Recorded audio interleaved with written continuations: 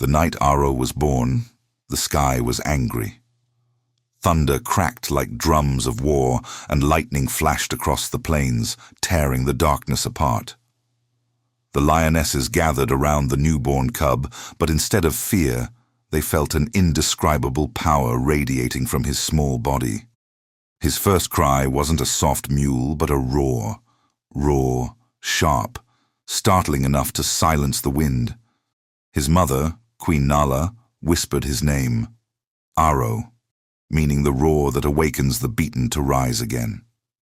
Aro was born into the great kingdom of Sunmanes, ruled by his father, King Aslan, a lion whose mane looked like the burning rays of dawn.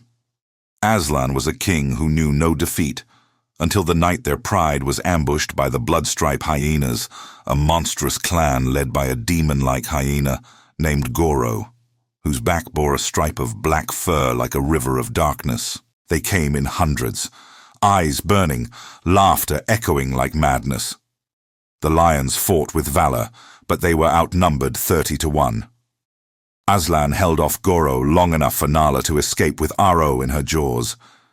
They ran through thorn bushes and over sharp stones until their paws bled, but the roars of lions being slaughtered never stopped echoing behind them. Aro never saw his father again.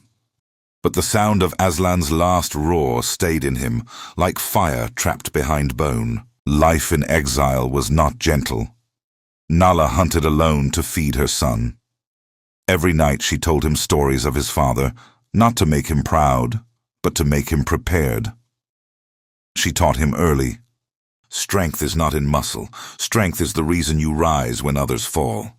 Aro grew with a heart scarred by memory and a spirit sharpened by loss. Other lion cubs played. Aro trained. He climbed rocks taller than him, forced his claws into tree bark until they bled, and chased gazelles twice his size. His roar grew heavier each moon, echoing his father's strength. But fate was not finished testing him. One night, under a pale moon, the Bloodstripe hyenas found them again. Goro himself led them, wanting to finish what he began. Nala stood in front of Aro, snarling death in every breath. Aro screamed, "Mama, run!" She didn't. She leapt into the swarm of hyenas, fighting like a goddess of fury, killing 5 before jaws clamped around her neck. Aro saw the life fade from her eyes. He lost the only world he knew. He tried to attack Goro, despite being only a juvenile. The hyena leader mocked and slashed his face. One claw tore across Aro's left eye, leaving a mark that would never heal. As blood trickled down his face, Goro laughed. "Grow big, little prince. One day your flesh will be a feast." Hyenas chased him, but Aro ran, not from fear, but from destiny demanding time. When dawn arrived, Aro collapsed beside a river. He wanted to die, but as his reflection shimmered in the water, he saw his scar, his pain, carved into skin. He spoke to himself, "I will not die a cub, I will rise a king." He licked his wounds and kept moving. Because warriors don't break. Aro wandered for seasons, surviving everything nature threw at him. Storms, starvation, betrayals, loneliness. His scars increased, and so did his wisdom. Eventually, he arrived at the barren Ashlands, a land ruled by a legendary old lion named Haro, once a king feared by every predator. Haro looked at Aro's wounds and saw purpose. "You are a cub whose destiny screams louder than death. Come, I will forge your roar." From that day, the Ashlands became Aro's battlefield of growth. Haro trained him like warriors train steel. Fight against leopards in the cliffs. Run with zebras until lungs burned. Hold ground against charging buffaloes. Sleep on jagged rocks to numb weakness. Every bruise became a lesson. Every lesson became a weapon. Haro taught him not just how to kill, but how to lead. "A king does not rule because he is strong," Haro said. "A king rules because he sacrifices more than anyone else." Years passed. Aro grew into a giant, muscles carved like statues, mane thick like storm clouds, eyes burning with golden fire. His roar reached lands he didn't yet own. Then the greatest lesson arrived. Haro, old and frail now, was surrounded by poachers. Aro reached him too late. Haro died with a final whisper. Your war is not revenge. Your war is justice. Haro roared until the sky shook.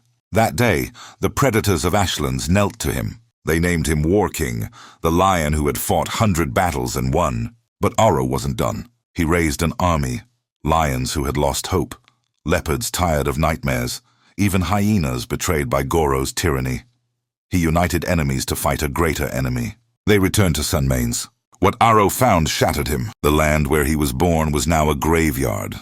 Skeletons whitening the sun. The blood-striped hyenas ruled like gods of decay. When the first hyena saw Haro, it screamed, "He has come back from the dead." War exploded across the plains. Haro was unstoppable. His rage was a storm made of roars and claws. Hyenas fell like broken shadows. And then, a growl thicker than nightmares. Goro emerged, larger, crueler, madness dripping from fangs. "It took you years to return. You should have stayed dead." Haro roared so hard, dust spiraled up like tornadoes.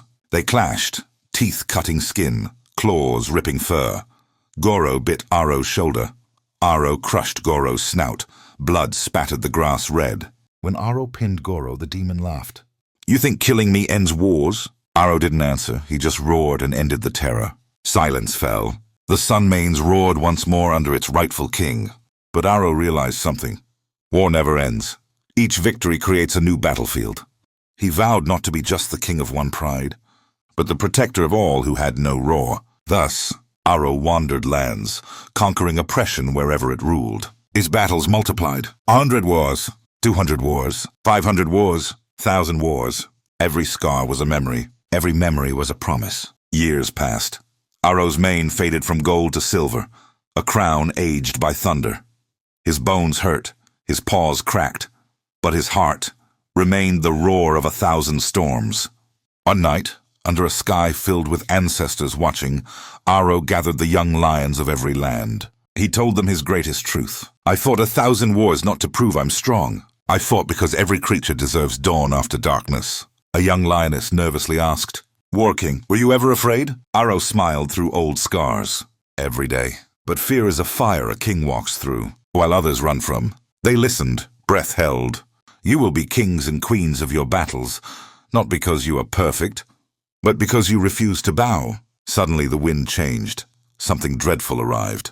From the northern marshes came the Black Fang Coalition. Hyenas mutated by disease and hunger, eyes glowing like sickness, hundreds snarling for blood. Their leader shrieked, "Old lion, your time has ended." Haro stepped forward alone. His pride shouted, "Let us fight with you!" Haro looked at them with the courage of an unbroken soul. Legends don't seek safety. They create paths for others by walking into war first. His last battle began. Old wounds burst open. Claws tore his flesh. But Haro fought like the very concept of giving up didn't exist. He slammed one beast, crushed another, roared fire into hearts of enemies. The younger lions joined, fear turning into bravery. Bodies fell. Dust turned red. Haro's legs weakened at last. He collapsed under the weight of too many wars, but even as death approached, he lifted his head high. For an old lion does not fall like prey. He rests like a king. With a fading voice, he declared, "Remember this roar. You are born to win battles you haven't even seen yet." The final breath left his body quietly. But in the hearts of every lion who stood there, his roar kept thundering. They buried him where mountains kiss the sun. A stone was carved. Here lies Haro, the lion who fought 1,000 wars and never lost himself. Today, when the wind sweeps across the savannah, every young lion hears his voice. "Rise, warrior! Your scars are your crown. Fight, not to live, but to live like a king." When dawn rose after Haro's final battle, the savannah felt different, quieter, heavier, and yet strangely hopeful. The wind carried not loss, but pride. The lions who survived that night gathered around his resting place, their heads lowered in honor. Haro's body had fallen, but his roar lived on, vibrating in the hearts of everyone he left behind. Among them stood a young lion with eyes identical to Haro's, fierce, golden, never blinking in fear. His name was Razan El Chest. "Father," he whispered, "your wars are not over. Give me your roar, and I'll make the world hear it." The lions around him felt chills, as if Aro himself answered through the air. Chapter Youth burdened by a king's crown. Leadership was forced onto Razan before he desired it. He still carried the heart of a cub, yet destiny shoved onto his shoulders the crown of an immortal king. Some lions doubted him. He is too young. He doesn't have the scars yet. Great warriors are forged by battles, not names. Razan heard every whisper. He didn't argue. He trained harder. He hunted twice as far as any lion before him. He learned to track enemies by scent, to listen to earth vibrations, to read clouds for danger. Every mistake reminded him, kings are not allowed to fail. Aro had mastered war, but now Razan needed to master survival, for his pride and his own spirit. One evening, as the sun bled red into the horizon, an old female lioness named Sira came to him. She had once fought beside Aro in his earliest wars. "Child," she said, "you think strength is the only crown. But the first war Aro ever won was against his own broken heart. Your war begins there." Razan didn't fully understand then, but those words would one day save him. Chapter: The Hyenas Return. New monsters, new fear. Months passed. A fragile peace settled over Sunmains. Cubs played in tall grass, lionesses hunted freely, and elders began to forget the horrors of past wars. But peace is only a pause before fate writes its next challenge. Reports came from the southern territories. Prey disappearing, bones left stripped, laughter echoing in the night. Hyenas, but not the same kind Aro once defeated. These were mutated by rabid hunger. Faster, larger, eyes glowing like sickness. They called themselves the Reborn Bloodstripe Pack, claiming to carry the legacy of Goro's hatred. Their leader, Daggerjaw, Goro's son, snarled a message to every pride across the land. Aro is dead. His legacy ends. The reign of hyenas has just begun. The savannah trembled with returning fear. Razan stood before his pride with his father's same resolve shining through his gaze. "No, the legacy begins with me.